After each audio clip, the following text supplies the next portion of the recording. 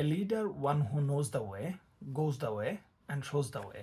মানে একজন নেতা তিনি, যিনি সংকট নিরসনের রাস্তা জানেন, সে রাস্তা ধরে হাঁটেন এবং অন্যদেরকে সে রাস্তায় হাঁটার জন্য উদ্বুদ্ধ করেন বা স্বপ্ন দেখান। এই কথাটি বলেছিলেন আমেরিকান একজন বিখ্যাত রাইটার, একজন বক্তা, জন ম্যাক্সওয়েল। ওনার কথার প্রসঙ্গ ধরে, ওনার এই উক্তিটিকে ধরে আমি বর্তমান বাংলাদেশে যারা নির্বাচন চাচ্ছেন, যারা ছোট দল, বড় দল, উপদল কিংবা দলবিহীন যারাই নির্বাচন চাচ্ছেন, তাদের কাছে প্রশ্ন করতে চাই, আমরা আসলে নির্বাচন কেন চাই? নির্বাচন দিয়ে আমরা কি করব? নির্বাচনের মাধ্যমে একটা গণতান্ত্রিক প্রক্রিয়ায় একটা সরকার গঠিত হবে, যে সরকারের মাধ্যমে আমাদের দেশ পরিচালিত হবে। একটি দেশ কেন, যে কোনো ছোট বড় যে কোনো ধরনের সংগঠন, যে কোনো ছোট বড় অনেক ধরনের যে সংগঠনগুলো থাকে, প্রত্যেকটি সংগঠন কি চলতে হয় একটা চেইন অফ কমান্ডের মধ্য দিয়ে। একদম ছোট থেকে শুরু করে বড় পর্যন্ত একদম নেতৃস্থানীয় নীতি নির্ধারক একজন মানুষ থাকবে।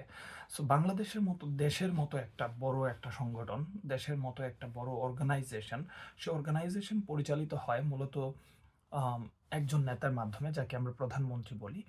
আমার প্রশ্ন হচ্ছে, আপনারা যারা নির্বাচন চান, আমরা কি এখন পর্যন্ত আমাদের সে ব্যক্তিটাকে নির্বাচন করতে পেরেছি, যিনি বাংলাদেশ, ভবিষ্যৎ বাংলাদেশের কর্ণধার হবেন, যিনি বাংলাদেশের প্রধানমন্ত্রী হবেন, যাকে বিশ্বাস করে, যার উপর ভরসা করে, যার উপর আস্থা রেখে আমরা আমাদের আহ, ভবিষ্যৎ বাংলাদেশের স্বপ্ন দেখব?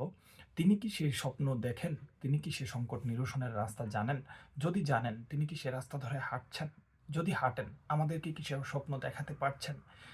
এই এই তিনটা বিষয়ের সমন্বয়ে আম, যেহেতু একজন নেতা হয়ে ওঠেন, আমি বলবো, আমরা যারা নির্বাচন চাচ্ছি, আমাদের নির্বাচনে, আনুষ্ঠানিকভাবে নির্বাচনে যাওয়ার আগে আমাদের নিজেদের সে নির্বাচনটুকু করা উচিত। সেই জায়গাতে আমাদের আসা উচিত যে আমাদের ভবিষ্যৎ নেতা কে হতে যাচ্ছেন, ওনার স্বপ্নটা কি দেশ নিয়ে, সেটা আমাদের সামনে সুস্পষ্ট হওয়া উচিত। যার স্বপ্নে বলিয়ান হয়ে আমরা সবাই এক হব, একটা প্ল্যাটফর্মে দাঁড়াবো, যে এই স্বপ্নটা আমরা বাস্তবায়ন করতে চাই। যদি এরকম স্বপ্ন কেউ দেখাতে পারেন, এরকম স্বপ্ন নিয়ে কেউ হাজির হতে পারেন এবং সেই রাস্তাটুকু আমাদেরকে দেখাতে পারেন, তাহলে অবশ্যই অবশ্যই অবশ্যই আমরা সকলে মিলে তাকে নির্বাচিত করে আমাদের ভবিষ্যৎ বাংলাদেশ গঠন করার লক্ষ্যে কাজ করতে পারবো বলে আমি বিশ্বাস করি। আমাদের মধ্যে ছোট ছোট যে ফাটলগুলো ধরেছে, যে আশঙ্কাগুলো আমাদের মধ্যে দেখা দিচ্ছে, যদি একজন নেতা দাঁড়িয়ে সেই আশঙ্কাগুলোর জায়গা থেকে উনি আমাদের আশ্বস্ত করতে পারেন যে বাংলাদেশ এভাবে পরিচালিত হবে, বাংলাদেশ, ভবিষ্যৎ বাংলাদেশ এভাবে বিনির্মাণ হবে, আমি বিশ্বাস করি বাংলাদেশের মানুষ এখন অনেক রাজনৈতিকভাবে অনেক সচেতন মানুষ। সবাই অন্তত গত 5 আগস্টের পরে বাংলাদেশের আপামর জনতা, সব লেভেলের মানুষই রাজনীতি সম্পর্কে অনেক সচেতন হয়ে গিয়েছে। বাংলাদেশের প্রত্যেক দিনের খবর মানুষজন দেখে, মানুষ জানতে চায় কি ঘটছে, কি ঘটতে যাচ্ছে, এই জিনিসগুলো মানুষ জানতে চায়।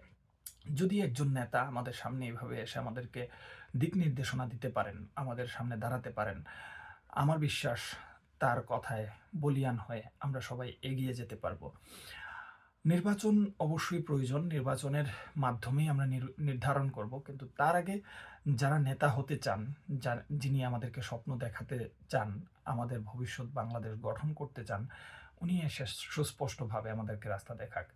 যদি এমন হয় যে নির্বাচন হওয়ার পরে আমরা জানতে পারবো যে কে নেতা হতে যাচ্ছেন, তাহলে তো আমার মনে হয় না যে প্রকৃতপক্ষে উম, ওনার দেখানো রাস্তা ধরে আমরা হাঁটছি।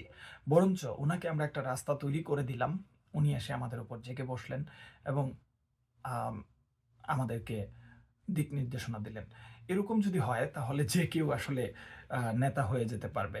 নেতা হওয়ার জন্য যে ক্রাইটেরিয়াগুলো দরকার, আমার উদ্ধৃত যে উক্তিটি, সে ক্রাইটেরিয়ার মধ্যে ওনাকে জানতে হবে সংকট নিরসনের রাস্তা কি, ওনাকে সে রাস্তা ধরে হাঁটতে হবে এবং সে রাস্তার স্বপ্ন আমাদেরকেও দেখাতে হবে।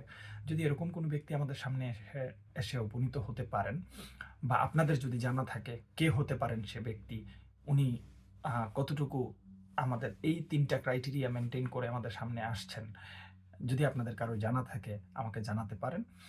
আম, আমার বিশ্বাস আমরা খুব শীঘ্রই, খুব দ্রুত সময়ের মধ্যেই এরকম কোনো নেতা পেয়ে যাব।